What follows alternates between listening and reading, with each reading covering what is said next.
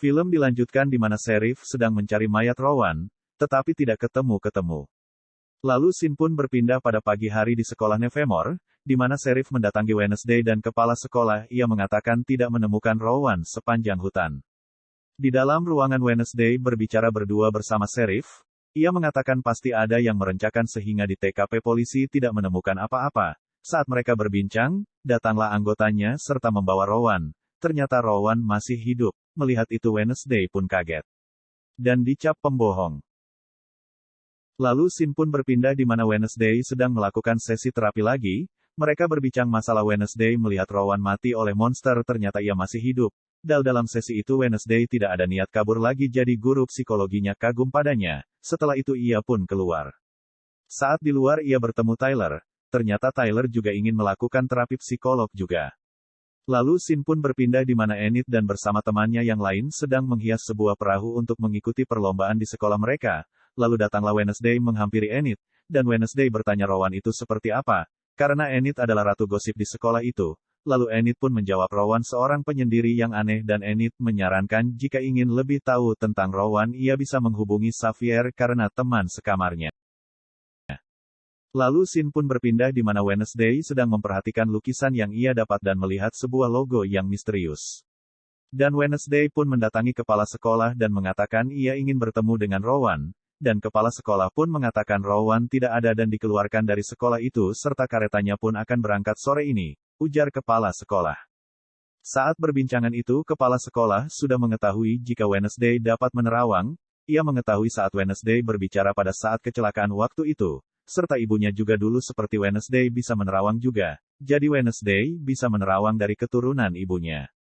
Lalu kepala sekolah menyarankan Wednesday untuk mengikuti ekstrakurikuler dan memberikan daftar klub yang mencari anggota baru. Setelah itu Wednesday pun pergi untuk melihat ekstrakurikuler yang dimaksud kepala sekolah. Saat di luar Wednesday meminta Ting untuk mengawasi Rowan. Dan Wednesday pun pergi melihat klub. Yang pertama yaitu klub paduan suran yang diketuai oleh Bianca.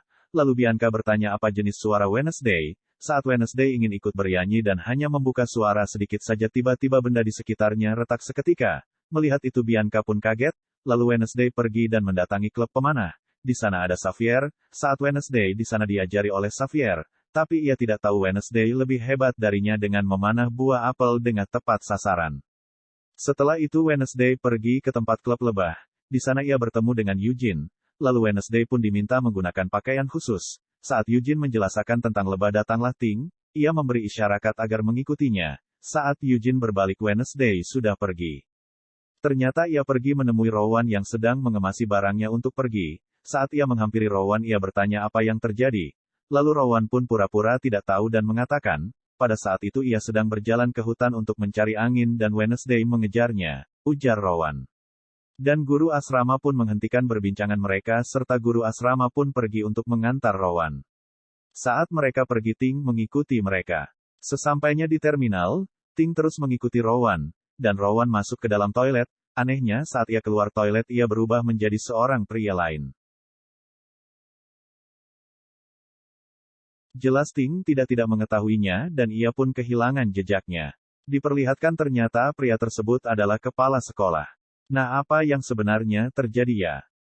Lalu scene pun berpindah di mana Ting mengatakan kepada Wednesday ia kehilangan jejak Rowan. Mendengar itu Wednesday membentak Ting.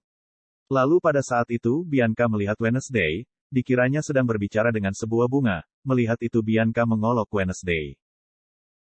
Lalu pelajaran pun dimulai. Scene ini diperlihatkan Xavier seorang pelukis yang hebat, yang bisa menghidupkan lukisan dengan kemampuannya.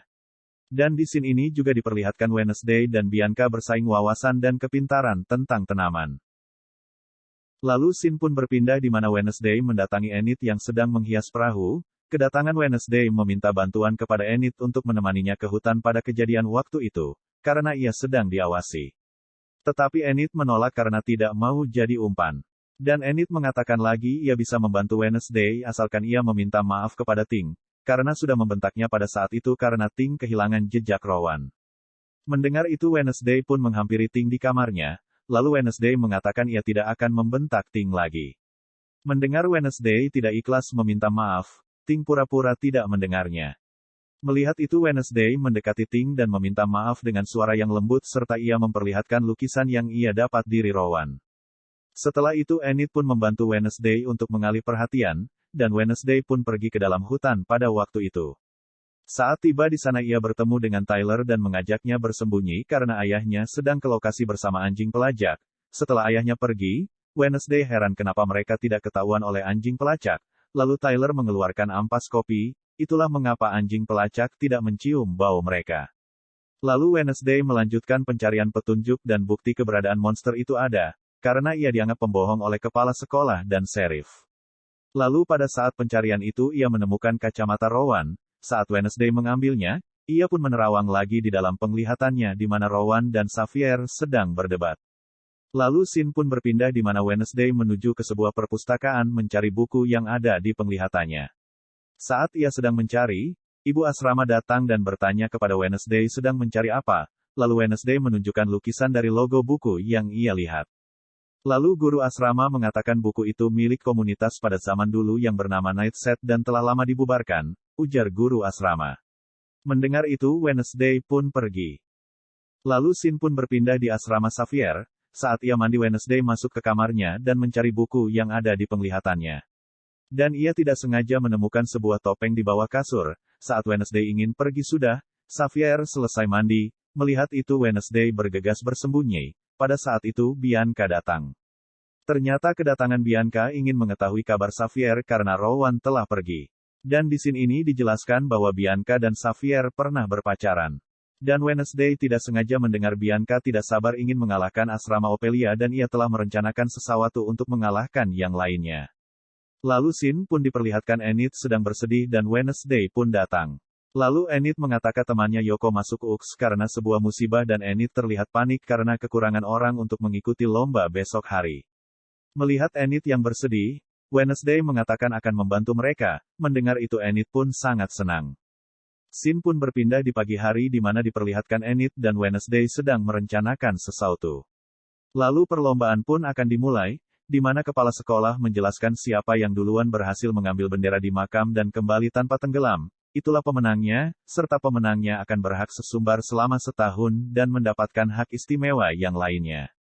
Dan pertandingan pun dimulai, di mana Bianca sudah merencanakan kelicikannya, ternyata ia meminta temannya menjadi duyung dan mengganggu peserta lain.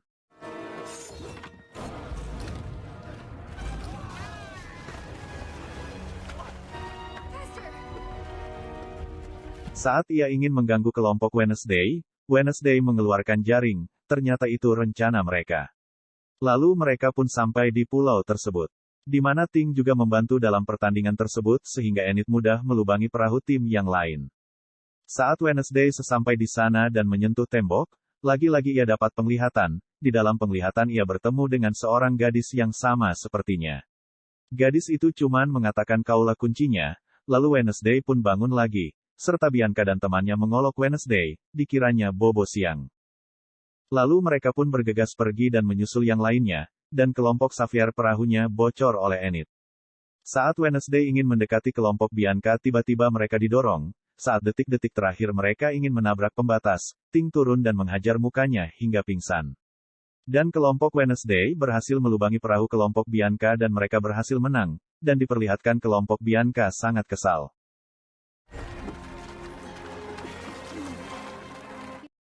Lalu scene pun berpindah di mana kelompok Enid mendapatkan piala bergilir. Saat acara berlangsung Wednesday pergi dan duduk di sebuah patung. Saat ia menoleh ke atas ia tidak sengaja melihat sebuah simbol yang ia cari bukunya. Lalu Enid pun datang, dan mengatakan jangan sendirian dan untuk Wednesday menikmati kemenangan. Lalu scene pun berpindah di mana Wednesday ingin bersiap menuju batung itu, serta diperlihatkan Enid yang memeluk pialanya wakakakaka. Lalu sesampainya di sana ia membaca tulisan di patung itu, dan ia menemukan sebuah teka-teki.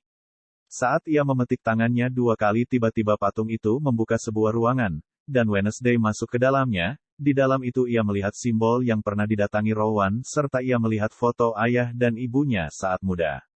Saat ia menuju ke sebuah rak buku, ia menemukan buku bagian dari lukisan yang ia dapat dari Rowan. Saat ia ingin pergi, tiba-tiba ada yang menangkapnya.